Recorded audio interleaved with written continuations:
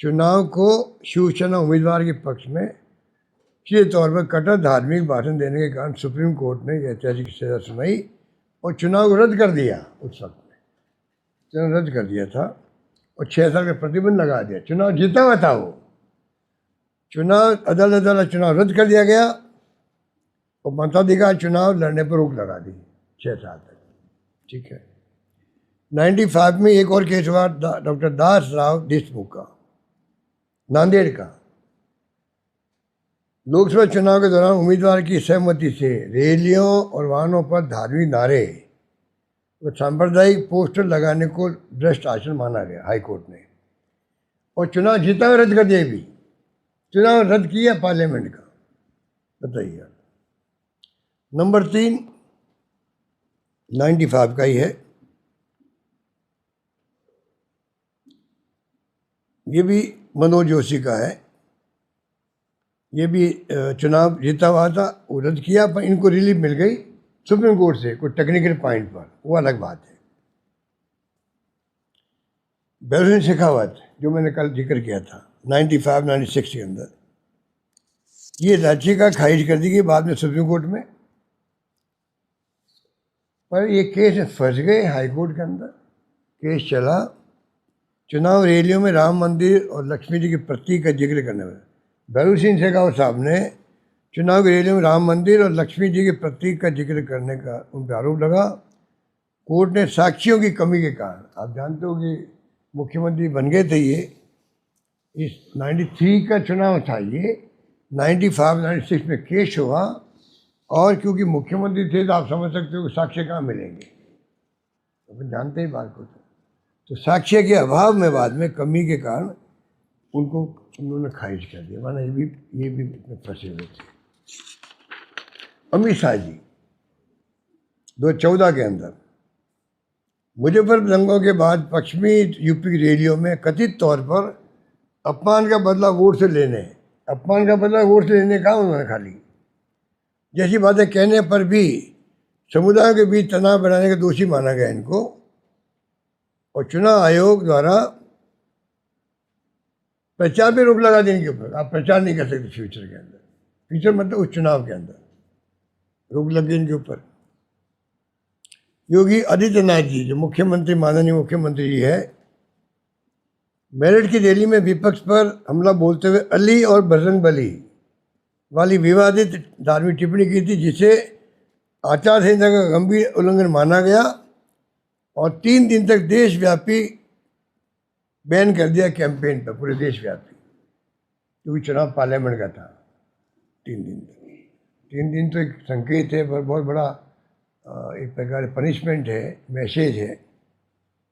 मायावती जी ने भी 19 के अंदर देवबंद की एक सहारनपुर की एक संयुक्त रैली में मंच से मुस्लिम मतदाताओं से अपना वोट न बटने देने और एक मुश्त वोट देने की खुली धार्मिक अपील की था। बताइए, इतने शब्द काम लेने से ही कि आपके वोट बटना नहीं चाहिए, इसका मतलब आपका सेंस जो है वो धार्मिक भावना भड़काने का, धार्मिक वोट मांगने का, धार्मिक आधार पर, उसको देखिए आप 48 घंटे तक उनके ऊपर बैन लगा दी पूरे देश भर में कैंपेन करने का। ये मैं आपको एग्जाम्पल इसलिए दे रहा हूँ कि मैंने कहा, सोच समझ के कहा कि आज आप बताइए, बीजेपी जो है अपना आपको विश्व की सबसे बड़ी पार्टी कहती है, और हो सकता हो क्योंकि जिस प्रकार उन्होंने कारगुजारियाँ करी है देश के अंदर, तो वो बहुत बड़ी बात है कि धन इकट्ठा इतना हो गया कि वो खर्च कहाँ करे।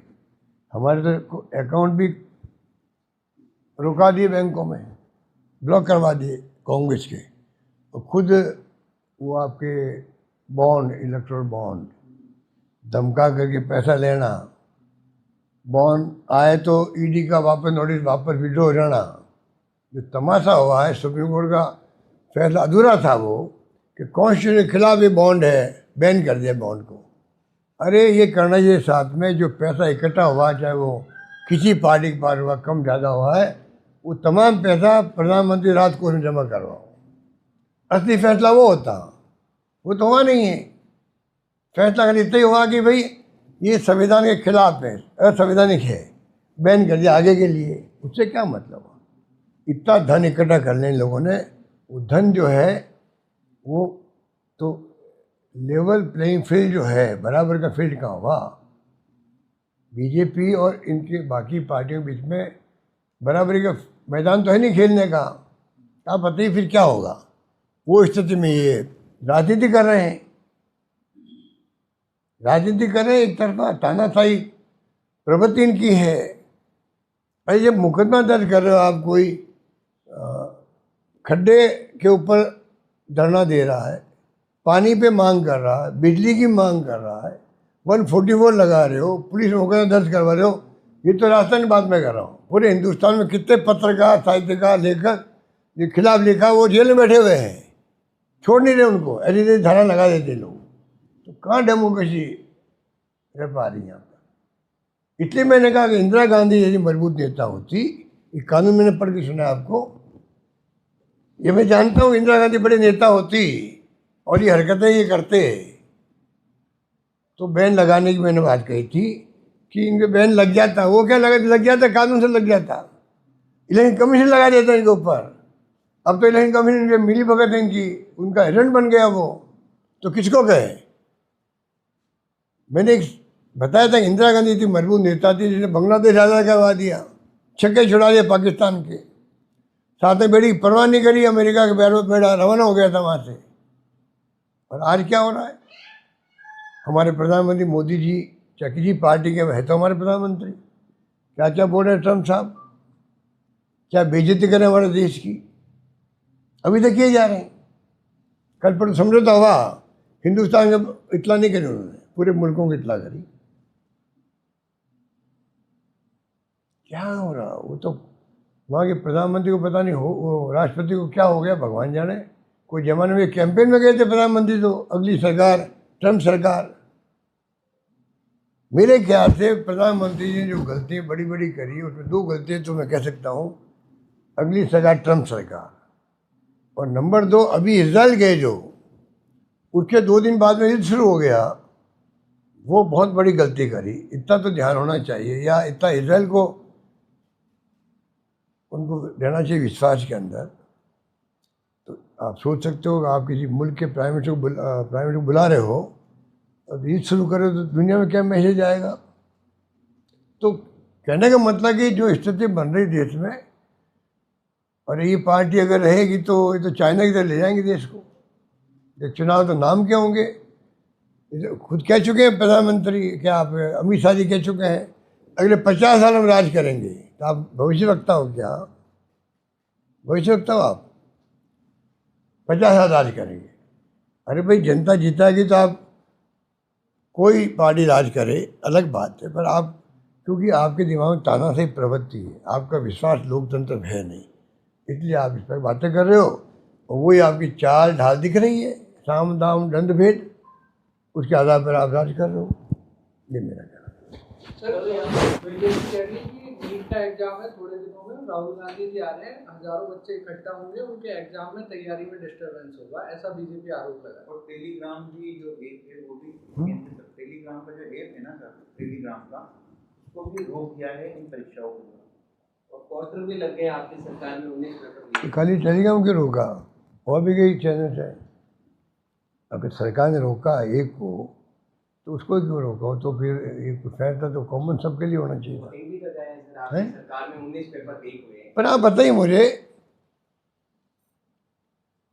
आपके पत्रकार एक मेरे से मिलना आए थे, उन्होंने कहा, और हमने डिस्कशन किया कि आज़ादी के बाद में पेपर लीक का जो सिलसिला चल रहा है, राजस्थान में भी हुए, गुजरात में हुए, यूपी में हुए, अनेकों राज्यों में हुए, तब मैंने चेताया था प्रधानमंत्री मोदी जी को भी, भारत सरकार को, कृपा करके जो गैंग बन गई है देशव्यापी, सब जगह पेपर आउट हो रहे हैं, इन्होंने अपने जहाँ राज्य की सरकार है बीजेपी की, वहाँ की बात करने के बजाय केंद्रित कर दिया राजस्थान को जानबूझ करके, जिससे कि इनकी नाकामियाँ जो है, काम तो कुछ कर नहीं रहे लोग, करप्शन भयंकर है ऊपर से नीचे तक, गवर्नेंस हो नहीं रही है, पानी, बिजली, शिक्षा, स्वास्थ्य, सड़कें जो भी है, पेमेंट हो नहीं रहे कोई डिपार्टमेंट के, सारे डिपार्टमेंट वाले रो रहे हैं, सारे डिपार्टमेंट वाले, सारे ठेकेदार रो रहे हैं।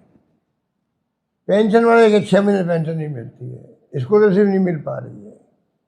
ऐसी स्थिति में राजस्थान चल रहा है। ध्यान भटकाने के लिए आपने एक मुद्दा पकड़ रखा है। आप कौन रोक रहा है आपको? जिसने गलती की उसका आप सजा दो। आप तो 5 साल ही काम करते जाएंगे। वादा के लिए प्रधानमंत्री जी ने कर दी मेरे साथ में। जब मैंने कहा कि आप सरकार हमारी बनेगी, शानदार योजना है और ये सगा बंद कर देगी बीजेपी, तो प्रधानमंत्री जी ने कहा कि जो अशोक गहलोत ने कहा है, मैं वादा करता हूँ प्रदेशवासियों से कोई स्कीम बंद नहीं होगी आपकी, और सारी स्कीम बंद कर दी।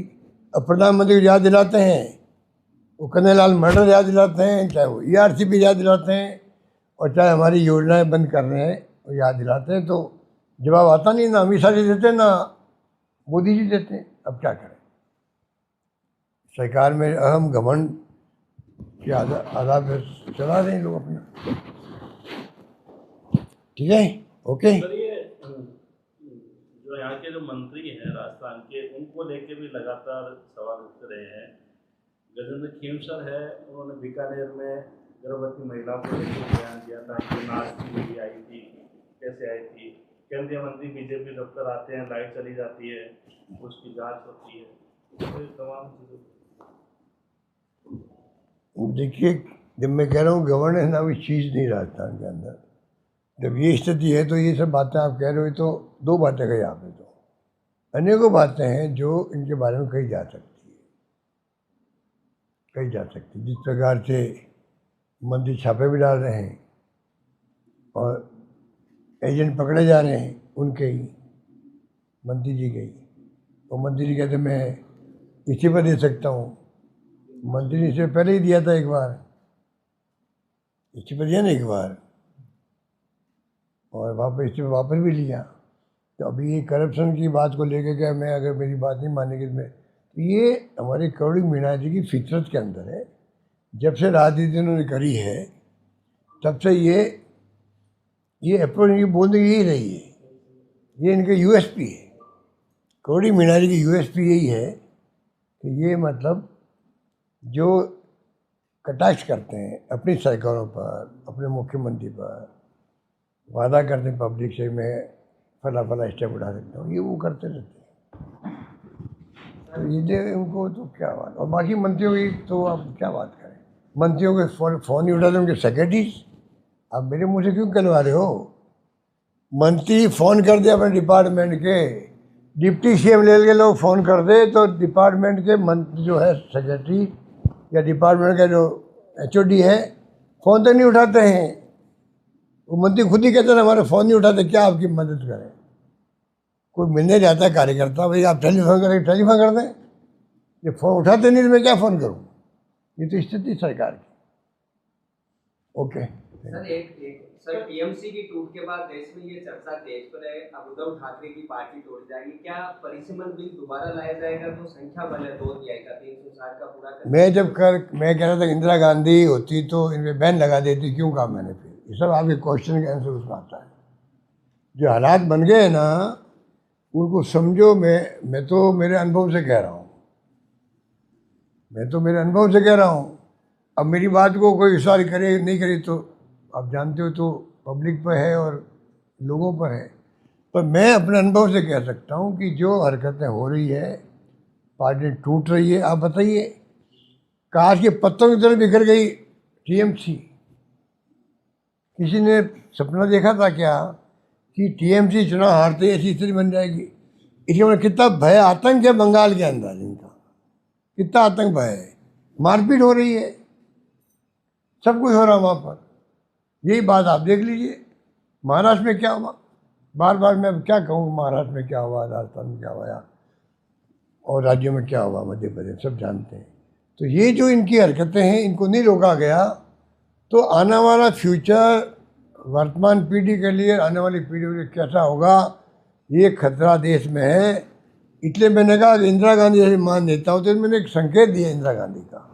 इतनी मजबूत नेता थी और ये हरकतें इनकी चलती कि इस पार्टी की, तो ऐसी पार्टी बैन लग जाता, ये मैंने कहा। अब उस पर बहस अगर पूरे देश में हुई है जो आप लोग कह रहे हो, या बीजेपी के नेशनल लेवल पे कर रहे हैं, तो मुझे बड़ी खुशी है कि कम से कम मेरी बात को उन्होंने गंभीरता से लिया, क्योंकि दुखती रग पे हाथ रख दो ना, ज़्यादा तकलीफ होती है आदमी। तो ये पॉइंट वो था जिस पे वो जानते हैं कि हमारी हरकतें ऐसी है देश के अंदर, और ये ऐसा इंदिरा गांधी ने नाम ले लिया है कि जनता में मैसेज चला जाएगा। तो भाई ये बात क्यों बोली अशोक गहलोत ने? गांव गांव में चर्चा होगी इसकी, हम डैमेज होंगे हमारी हरकतों से। दुखी तो सब है ना, गांव वाले, कस्बे वाले, काम किसी को हो नहीं रहे हैं, मुंह में दर्द हो रहे हैं, पुलिस थाने में जाओ तो सुनने होती नहीं है, रेप केस हो जाओ कि जाके समझौता कर लो आपस के अंदर, रेपी से आप पैसा खा लो और को समझौता कर लो, बेचारे गांव के गरीब आदमी कहाँ जाके बात करें। ऐसी हरकतें पूरे राजस्थान में चल रही है, बहुत स्थिति खराब है, पूरे देश की स्थिति खराब है। इसलिए मैंने कहा अगर इंदिरा गांधी होती, मैं फिर रिपीट कर रहा हूँ, सोच समझ के, तो बीजेपी पे और आरएसएस की हरकतों पर जो पीछ पे ले गए देश को, ये धर्म के नाम पर वोट लेते हैं और चुनाव जीतते हैं, तो ये डेमोक्रेसी है। यहाँ पर हिंदू राष्ट्र तो बन चुका देश, खाली फॉर्मल डिक्लेयर करना बाकी है देश के अंदर। हिंदू राष्ट्र को फॉर्मल डिक्लेरेशन बाकी रह गया है, बाकी हिंदू राष्ट्र तो बन चुका है। अब बाकी धर्मों को तो दबा दिया आपने, कभी माइनॉरिटी को दबाओगे आप, चाहे वो मुस्लिम माइनॉरिटी हो, फिर आप और माइनॉरिटी वाले दूसरे लोग हैं, वो चाहे सिख हो चाहे ईसाई हो। ईसाई में तो अभी कहाँ वो हमले हुए थे ना, यहाँ पे चर्चों में। आप बताइए, चर्चों पे इनके क्रिसमस पे पहली बार मैंने देखा राजस्थान के अंदर या हिंदुस्तान में जहाँ भी हुआ, गुंडागर्दी हो गई वहाँ पर क्रिसमस के दिनों के अंदर भी। ऐसा पहले कभी देखा नहीं मैंने। इनके हौसले बढ़ते जाएंगे ना, अभी मुस्लिम माइनॉरिटी, क्रिश्चियन माइनॉरिटी, फिर सिख माइनॉरिटी भी आ रही है कभी इनके, ये कुछ भी कर सकते हैं। जैन और फारसी आप समझते हो तो कभी खुद ही समझ जाएंगे भाई क्या हो रहा है। तो कहने का मतलब स्थिति जो मैं बोल रहा हूँ ना, मैं सोच समझ के बोल रहा हूँ कि इस पार्टी पे और आरएस पे बैन लगाया, बैन खुला भी है। आज आरएस यहाँ तक आई, मैं फिर कहूँगा कांग्रेस की जो अप्रोच थी सॉफ्ट, उसके कारण ये 100 साल निकाल दिए इन्होंने। इनकी जो हरकतें हैं उस ढंग से अगर कांग्रेस बिहेव करती इनके साथ में, बीजेपी आरएस के साथ में, तो ना तो बीजेपी पनपती थी और ना ये पनपती, मैं कह सकता हूँ।